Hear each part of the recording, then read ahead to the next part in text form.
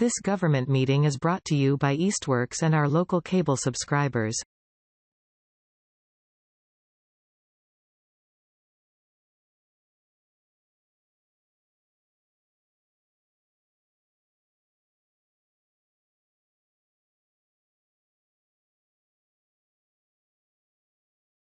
All right, y'all.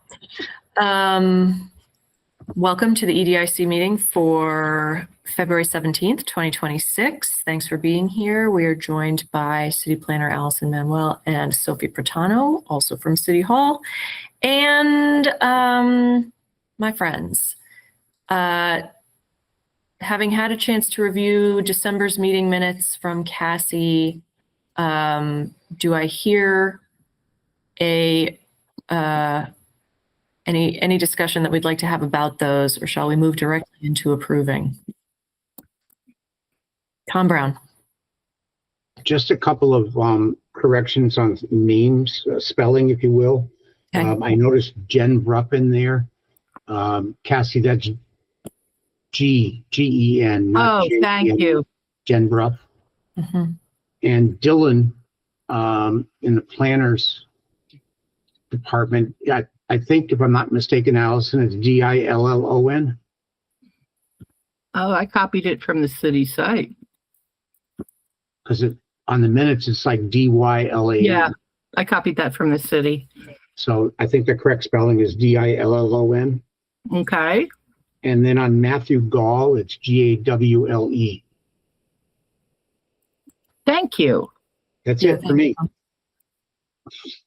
Can I make a motion to approve as amended? You may. Any second? David Kutcher's thumb seconds the idea. Any further discussion? All in favor, holler aye to approve December's meeting minutes. Aye. Great. As amended, they shall go forward. Thank you for your input, Tom. Yes. They were helpful for jogging my memory. Okay. We haven't got anybody from the public beyond people already on the agenda. So, Allison, updates, new topics from the planning department. Yep. So as I mentioned earlier, we had our kickoff meeting with the consultant that's helping the city with phase 2 of our downtown wayfinding plan.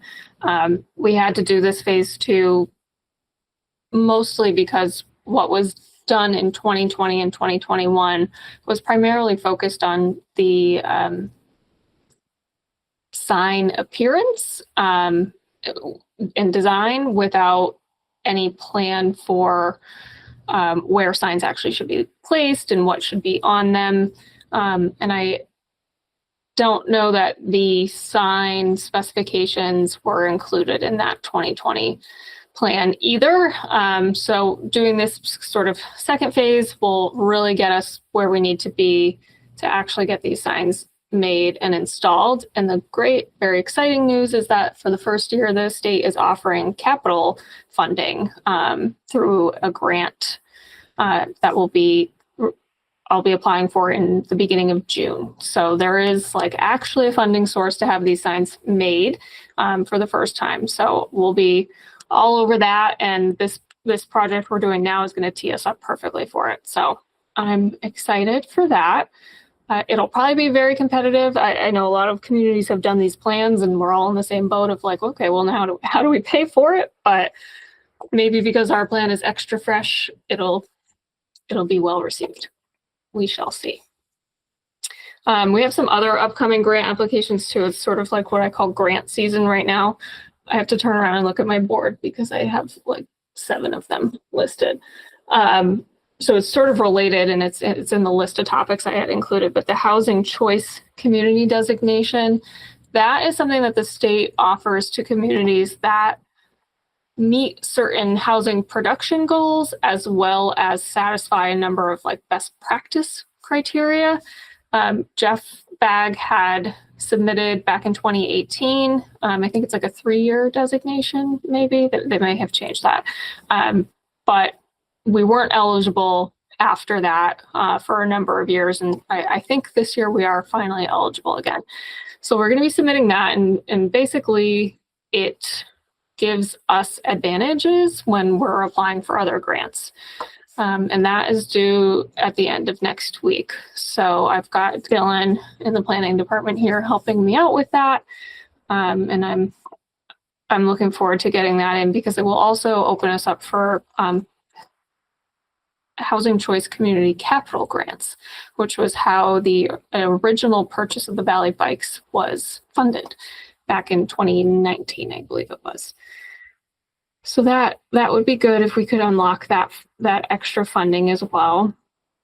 We've got coming up in March, the state has what they are calling the Eco One Stop, which is basically they've lumped a bunch of environmentally focused grant opportunities into one platform or portal that you apply for all at once. And we've got a couple of applications we're going to be submitting in that. One of them is going to be, we were unsuccessful last year for the Emerald Place project, which will result in a shared use path down Emerald Place and do some slope stabilization. We're going to resubmit again this year with some changes in response to the feedback that we got, more focused on community engagement and sort of stewardship and education as part of the work, so that residents not only understand what is happening and have the opportunity to participate in the process, but also can be stewards of the work after it's done. So taking care of the pathway and things of that nature. So just creating buy-in basically. So we'll be resubmitting that. And I'm also going to submit for an energy and environmental affairs planning grant in the Eco One Stop to look at. So I think you all know we've had a proposal from the Affordable and Fair Housing Partnership for over a year that proposes a number of zoning changes to increase density in several of the residential zoning districts in the city. The Aquifer Protection Committee was rather concerned about that because it does affect land that is located over our aquifer, which is a sole source aquifer. And then also the mayor has been interested in looking at a wildlife corridor zoning.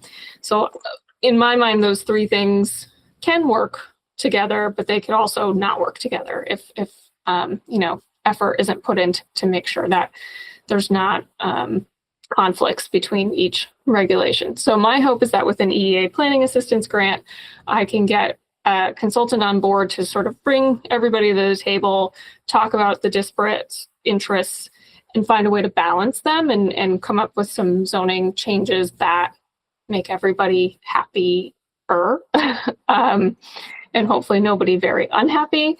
Obviously it's sort of like you can't win them all, but I think that there is a way to get everybody's concerns addressed in a meaningful way without compromising each other's work. So I'll be applying for that. That's March. In June, I've got the capital grant that I already mentioned for the signage. A community planning grant I'll be applying for a housing production plan update. Our production plan expires next month. They're only good for 5 years. And we'll also be applying for a MassWorks grant for Northampton Street. So the water and sewer lines in Northampton Street, Route 10 by the Tasty Top site in particular, all the way up to kind of where the intersection with West Street is, are undersized for the existing demand. And then when the Tasty Top site is developed, they're just not sufficient. So we are going to be applying for the MassWorks grant to replace all of the water and sewer lines in Northampton Street. The timing of that is important because DOT is also looking at doing like a complete streets improvement on Route 10, improving pedestrian amenities, bike amenities, making it safer in particular. So we need to get our underground work done before they do any surface work so that we're not, first of all, Mass DOT would place a moratorium on the pavement. We wouldn't be allowed to cut into it after they do their work. but also just for the sake of efficiency, we need to get our work done either before or at the same time as them. So these grants, the way they work, by the time you apply and then hear back and then get contracted and go out to bid and all, like it could be like 2 years before construction even starts. So we're gonna submit for that now, and that will tee up the Tasty Top site for some development that they can't do without these improvements. And also it adds capacity for the rest of Northampton Street. There are some other parcels on the street that are either underutilized or vacant that could potentially be developed in the future. So I think that's what I have on my plate. Oh, we also have the block grant, community development block grant, that's due in April. And again, that's going to relate to Emerald Place, but or I'm sorry, not Emerald Place, to New City. We're going to be doing some sewer relining in the New City neighborhood if we get that grant. So all of that is happening within the next few months. So we're trying to check off the boxes, get some stuff done, get some money for the city to make these projects happen. And I'll probably ask for letters of support for some of these, the capital grant for the wayfinding signage, the MassWorks grant, maybe the community planning grant, but those aren't due until June. So there's time to come back to you with some more details before I ask for those. That's great. It sounds busy over there. I saw some of the emails come through with information seeking from New City folks. How did you guys do with your response rates to, I think it was surveys? Yeah. Oh, that's great. We met the minimum threshold that we needed to have statistical significance, I think is the word I want to use, to demonstrate that the study area or the work area, project area is low to moderate income. We have to do that because the census tract that New City is located in includes like all of East Street and some other areas, and it has skewed the income beyond the threshold of what's required to be eligible for community development block grants. So by doing the individual surveys in just the project able we're able to prove that we're benefiting low to moderate income individuals. And that survey is good for 3 years. So that's really great that we were able to get that done. People were very responsive. It wasn't like pulling teeth. It went really well. That's great. Congratulations. I got to give all credit to my staff, Johanna and Dylan. They took the lead on that. Yeah, great. Okay, I see hands up. Cassie. My hand's only up to thank you for paying attention to the infrastructure. Yeah. It's important. It's also really expensive. So we've got to try and get as much grant money as we can. Dave Kutcher. So I got a lot of feedback and excitement about the wayfinding Tip Top Wine Shop, especially was like, something's moving. And just reminders that people are like, can you please help the backside of the mills? Not just Tip Top, but other businesses back there as well. But yeah, definitely a lot of interest in the wayfinding. So, yay. Yeah, so I did take the consultants behind the mills after we had our stakeholder roundtable. I drove them back there and they were like, wow, half the city's back here. You know, they were surprised to see how extensive that area is and also how awkward it is to get back there. So, message received for sure on my part and theirs. So I think there's a lot of opportunity to improve wayfinding to that area. One thing I do want to caution, and I think it's going to come up probably repeatedly throughout the process, is we're not going to be able to do signage for individual businesses. So I don't know how clear that is to some of the businesses in the mills at this point, but I think it'll probably have to be articulated eventually. Some of that is on the mill owners to have their own sort of businesses I spoke to understood that. They were more like, oh, it'd be nice for people to understand how to get to the back of the mills. Totally. Yeah. in a slightly related conversation I had with one of the owners of Nourish in Eastworks. When Nourish first went in, it wanted to put his entrance as being the backside of the mills. And then he moved his marker to the front because he knew that nobody would be able to find the back, or the back entrance. But I thought that was a really interesting thing about how like people are so deathly afraid of their business being set up from a map GPS perspective of the back of the mills, that they're moving to the front and then having to give directions from the front of the mills to wherever they are in the back. Which can also be like a nightmare. Right, exactly. Like navigating through the buildings to get to something on the back is its own adventure. But I think they're more afraid of people getting lost, trying to get back there. Yeah, no, I hear that and I can relate. I know my first time back there, I was like, am I supposed to be back there? Is this? Good luck finding the vegan pizza land plate people. Like, Yeah. that's just good luck. Yeah. So, we'll have to prioritize. I don't know how much the capital grant maximum is. I think it's somewhere around 50. So we'll have to prioritize signage, but I personally feel sort of strongly about the Mill District being among the priorities.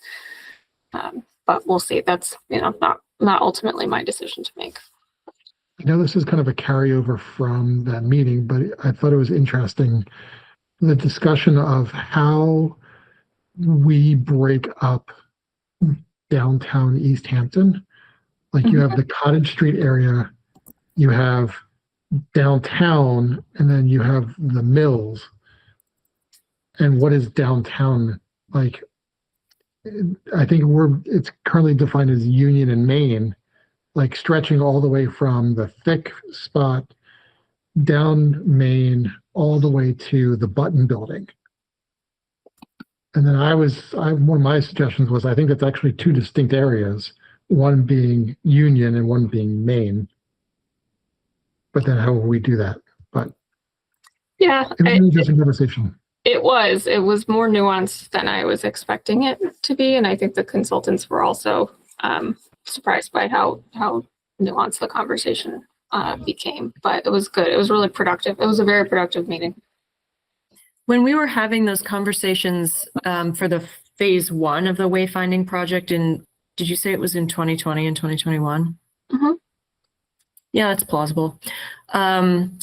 So you can see the map behind Allison right now depicting Cottage Street in green and then Union and Main in purple and then Pleasant Street must be in blue, and it's called Welcome to Downtown. So we call all of that downtown as of that wayfinding project, and trying to figure out what would the logos be to represent those discrete sections of downtown, and how do we ensure that people understand that you can get from one of those places to another by walking, by biking, by driving. They're interconnected, and that was a big part of those conversations, was like, what are the ways you get people to understand, like using Old Town Hall as the representation of Union and Main, then what do you do for the mill? Yeah, it's a big ongoing conversation, because it's not like you have the Magnificent Mile like in Chicago. Right. It's just, go all over 01027 and you'll get somewhere called downtown. Yeah, I mean, I like the breaking up into colors with symbols, just from a sense of place, like understanding where you are in the context of the downtown. We sort of just struggled on defining where those boundaries are for each of the color. I mean, you can see them on here where the boundaries are, but like in real life, where would the boundary be if we were standing on the ground? So I think there's still a little bit of conversation to be had about that. Yeah. Tom Brown. A couple quick questions, Allison. You mentioned the 3 entities that you'd be trying to sing Kumbaya about the zoning. I missed who the 3 were. So first, not in any particular order, but first is the Affordable and Fair Housing Partnership, who has submitted a comprehensive package of zoning amendments that they are recommending. The second is the Aquifer Protection Committee, who, in reaction to the zoning amendments, expressed concern about the water quality and quantity impacts to that as a result of the recommended changes. And third is the mayor is concerned about the wildlife corridor that sort of runs from Mount Tom all the way up to Northampton, and protecting that corridor from intrusions of development and just generally fragmentation of the landscape within that corridor. I would like to kind of broaden it beyond just a corridor. I think there's other areas of the city that are not necessarily within the wildlife corridor as it's understood, but still deserve to be protected from, as I said, fragmentation of the landscape and of the habitat that they provide for wildlife of all kinds. Okay, thanks. And then with the mass works regarding Northampton Street, does all of the various projects, will that include the roundabout? So there are technically three separate projects. There's the infrastructure, which would be the city's sort of responsibility. There's the complete streets with the, sidewalks, bike lanes, which is DOT's responsibility as far as financing goes. And then the roundabout, which is technically the developer of Tasty Top, is financially responsible for that. In a perfect world, they would all happen together. Whether or not they do is another story. Our primary concern at this point, like I said, is just getting our underground work done before there's any kind of work on the surface by Mass DOT. I do believe the plan is for the developer of Tasty Top to coordinate with Mass DOT so that the roundabout is done at the same time as their work. But it's, things can change, so it's hard to say. And then the last one, I promise. I was seeing bits and pieces about updates on the 385 Main Street project. Do you have an update on what the latest and greatest version of that is? Yeah, so the ZBA voted to basically approve the revisions that they made to their plans, which were just downsizing the project essentially from 3 buildings to 1 building. In response to abutter concerns and also some challenges with stormwater management on the site. They also felt that going down to 65 units, I believe it is a more competitive application for low-income housing tax credits that they need as a key part of their financing of the project.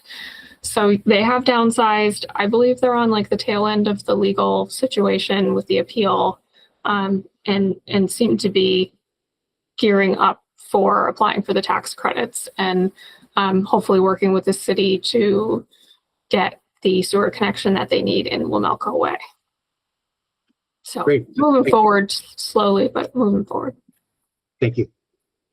And still no update about the schools becoming things that are other than just hulking masses of utility bills. So it's technically like mostly on track with the timeline that was laid out in the land disposition agreement. So it just feels like an eternity? Okay. Well, no, and it's fair. I mean, there's just a lot of behind the scenes work that's happening. They've been working to get their Mass Historical Commission filings done because they're hoping to get historic preservation tax credits. There's a whole bunch of stuff they have to file with the state to be eligible for those. And they've been working on that. And I actually reached out to them because I hadn't made direct contact. Michael Owens, the city's procurement officer, has been sort of the point of contact with them over the years. And I just sort of, I wanted to introduce myself and touch base because there has been a lot of chatter about it. And I will be meeting with its Arch Communities is the developer. I'll be meeting with them and the mayor next week. That's great. Kind of touch base. Yeah. Oh my gosh, that feels like the first progress we've had in over a year. Yeah. So, well, I don't know that I'll get any like new information necessarily, but it'll be good to just, meet face to face and talk about how the city can help expedite if we can in any way, so that things are happening. I think it's helpful. The mayor is keen to like do whatever he can Yeah. with the state legislation to support the projects. Well, I will start talking it up in my connections in the community just so that people feel like they have an update, because I think people are still looking at those going, shouldn't we be doing something? Because by now I think a lot of people have forgotten that we're doing something. Yeah. I can only imagine. And if you don't work in government, it's things move at a snail's pace, unfortunately, and Right. it's an unfamiliar thing to a lot of people. Totally. All right. Well, that's I think awesome. also seeing the boarded up windows is generally like oh, hey, shouldn't we be doing something with these? Yeah, it's a red flag for sure. Uh-huh. All right. Any other questions or comments for Allison? Okay. Sophie, you are up. Would you like to join us, share with us, what the heck are you doing here? What can we help with?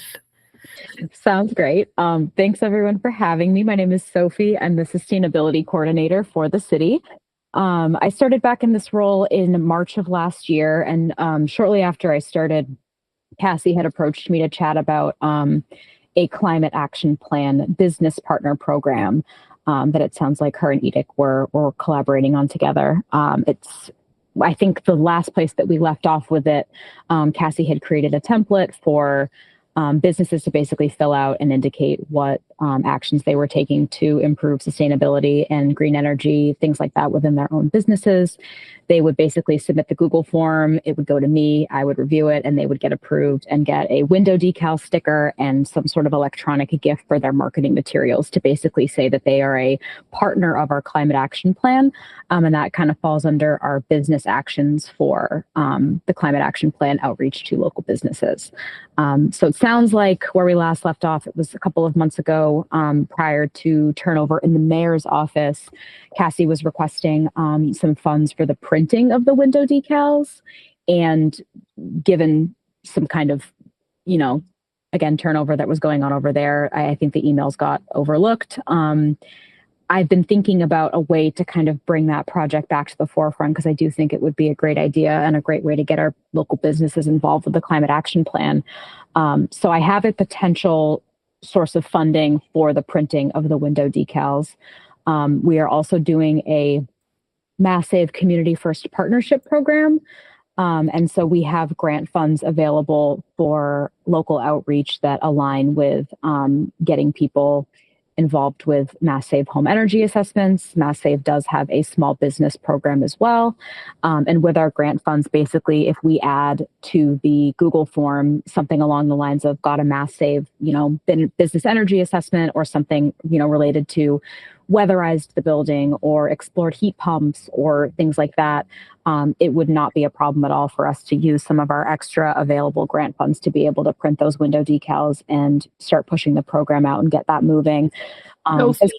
Wasn't it like $300 or something? Yeah. Like? Yeah. We can do it easily. Can we I have just say WTF? You absolutely can. Yeah. Okay, Absolutely. we'll put that in the minutes. But Yeah. It would be not a lift at all. And we already have, it would be like nothing for us to send something over to Paradise Copies, pay it out of the grant account, be able to put, through our grant outreach that we report back to the program administrators, this is how we've engaged with businesses. It's like not a lift at all. And so I guess I just am here to basically ask everyone's thoughts on the status of that, and curious to hear how I can help move that program forward and get things rolled out, because like Cassie said, WTF, it's $300. It's really not a problem. Okay. Well, sounds like it's sorted. We don't even need to vote on something, I don't think. But Cassie, do you have any? It's been a while since I thought about this.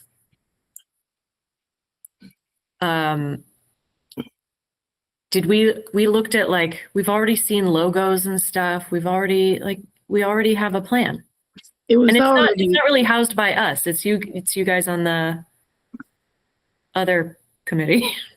The Energy Advisory Committee, I don't know whether they're, I'm not on that committee anymore, and I don't know where they're at with it. Okay. My last meeting that I attended with the Energy Advisory Committee last month told me that the last that they had heard of it was the same place that Cassie had heard of it, with things kind of stalling in the mayor's office. And they pushed me over to EDIC just to get the okay that the EAC can take it on. I think the main thing was I've never seen like what actually we would be sending over to Paradise Copies. So if you guys have like a physical JPEG of the window decal and stuff like that, that would be great. If not, I'm sure EAC would be happy to continue moving forward and get the okay to develop it and things like that.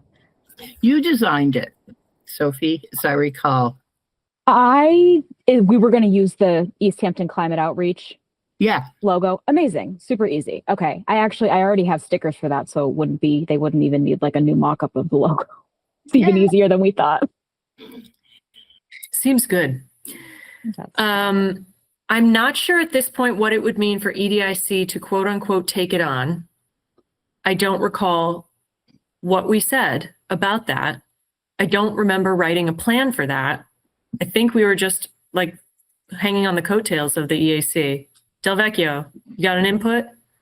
I do. Yeah, we had talked about, I used to be on the chamber board, Sophie. I just stepped down in December. But I had been briefing the chamber board at the time when Cassie was putting this information together and sharing it with the EDIC. And the chamber was happy to help amplify the voice. And so, if we just had some copy that was generated that we could drop into new, I'm still saying we, I'm not on the chamber board anymore, but I am a member. I can coerce John, the Caustic, the executive director, to put some blurbs in newsletters, and help, spread the word a little bit. So from a getting the word out standpoint, I'm sure the chamber would be happy to help be involved from a, support standpoint. And Sophie, there was a joint letter from Gwen and the chamber director that was drafted to send out. Okay. Is that in a Google Drive somewhere? Do we think? I can find that somewhere. Okay. Beats me. That too just might need to be revisited, just because at the time I assume it was probably done with Mo Bellivo, who retired, and so John Caustic would have to be the one whose name would be on it now as the executive director. But I'm happy to help broker that anyway. So there's that language to put in the newsletter. That would be fantastic. Yeah. And I'm happy. I think somewhere back in my email from last year, Cassie had drafted up some sort of press release, and it would be super easy to send that over to the mayor's office to announce it. I guess all I was asking of EDIC was if there was anything that I should be considering when taking on the program over with the AC, or if we're kind of green light all set to keep moving with it. God bless you. Yes, we feel great. It's not that much of a lift, but I appreciate it. Take your what sounds like slightly less than $300. Wonderful. Mm-hmm. Yes, we're happy to talk about it. Awesome. I appreciate it. Yeah. Okay. So I will be in touch then, I guess, if there's any sort of promotional stuff that needs to go out, but I should have that handled from here on out. And the Energy Advisory Committee is been revamped with some new members who are very new and eager and ready to get this stuff rolling. So should be good. Should be a slam dunk. Stupendous. Love to hear that. All right. Well, thanks for coming and telling us that. It's very exciting to just be told, here's a great thing, and you barely have to think about it. Love it. What a day. Those are few and far between in this case, so you're welcome. There's nothing else on the agenda. So I will suggest that we close out this meeting. And if you guys have topics that you want to bring to the next one, you should email me in the meantime. Tom Brown. Sorry, I beat you to it. Sophie, Tom Brown here. Just one quick question. Are you the person who's behind the mayor's signature on that yellow form that went out with the census? Yes, I am. So if we call that number, you're the one we get? No. So the number that's on the form actually goes, I believe, to our mass save, either our home performance contractor or the general mass save line. And again, Okay. I should know this because I am behind the letter. If you would prefer a direct line to our energy advocate, so you get someone that's not directly signing you up for a home energy assessment, but can provide some more one-on-one support, we have a number for our energy advocate that's the direct line to their office at City Hall if you would prefer.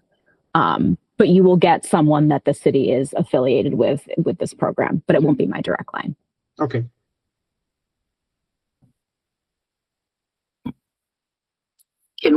Oops. Dave Delvecchio. Yes. So we talked last month about, or 2 months ago, whenever it was, about the chamber potentially having a board member who joins this committee as well. I haven't heard from John Kostick since their board meeting last week, but I know he had told me it was on their agenda for them to discuss who would be interested in considering such a, responsibility.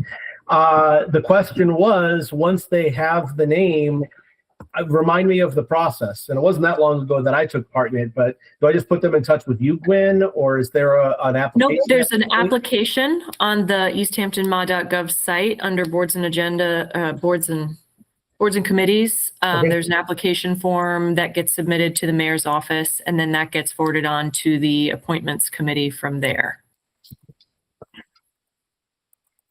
Okay, I'll see if I can find the form. If I can't find that on the website, I'll reach out. I think it's relatively easy to find as of recent. Famous last words. All right. Well, I believe in you. You know how to read. Cassie. Pressure. Now it's pressure, Dave. Is it too soon to ask for an update on vacant storefronts? Too soon to ask for an update. Yeah, it's well, from me, yes. Allison Manuel, you got something? Nothing great, but I got confirmation that the Walgreens building, Walgreens' lease is up, I think in April of this year. So there will actually be a chance of it being occupied. While Walgreens has held the lease, they've been not letting anyone in. And so it's been a challenge. The other vacancies are still, I don't have an update on them. Nothing good, at least. So, yeah. Does anybody know if we're billing people yet for vacant storefronts? That's where we left off. So, yeah, the letters went out and everybody was like, oh, we'll do one of the alternatives that's allowed in the ordinance, and kind of tried to put the monkey back on our back of like, tell us what we need to do. And I was like, that's not how this is supposed to work. So I pushed back on that a little bit, but ultimately it's not me that enforces it. So I don't know where the building commissioner left it with them on that. So we should be collecting the fines. I can get in touch with him, Cassie, between now and March meeting and see if Okay. we get an update. Tom.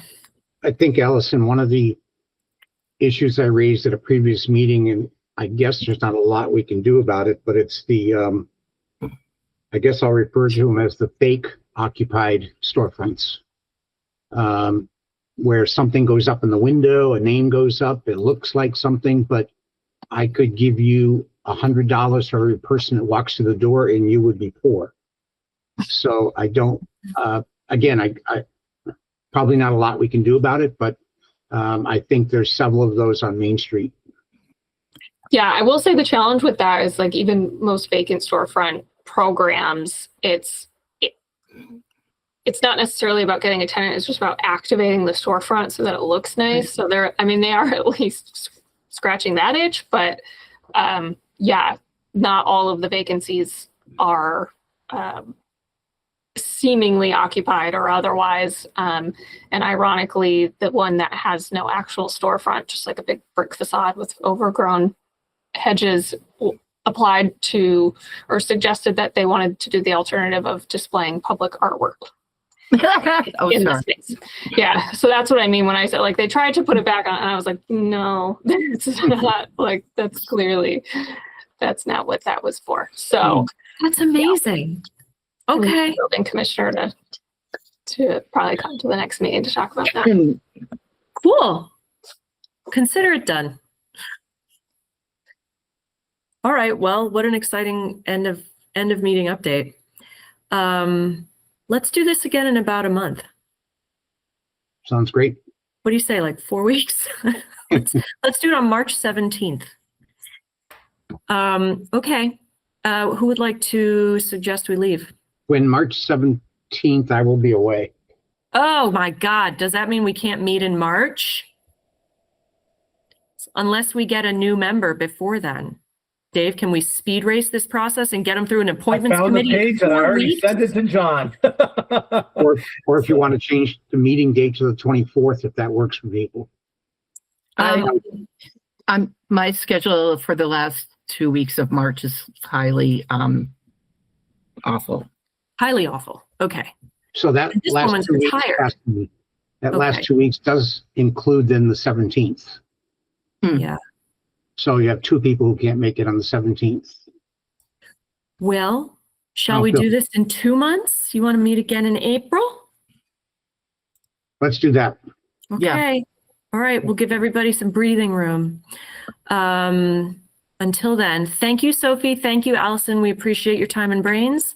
I appreciate all of you and your local enthusiasm. Good job. And I will look forward to seeing you in April. Sounds good. Motion to adjourn? Yeah, there's one. Second, Second from a Tom. All right, cool. Peace out, everybody. I'll just Thank make you. it. We David approve. Tom. Yeah. Thanks, folks. Bye-bye. Bye-bye. This government meeting is brought to you by Eastworks and our local cable subscribers.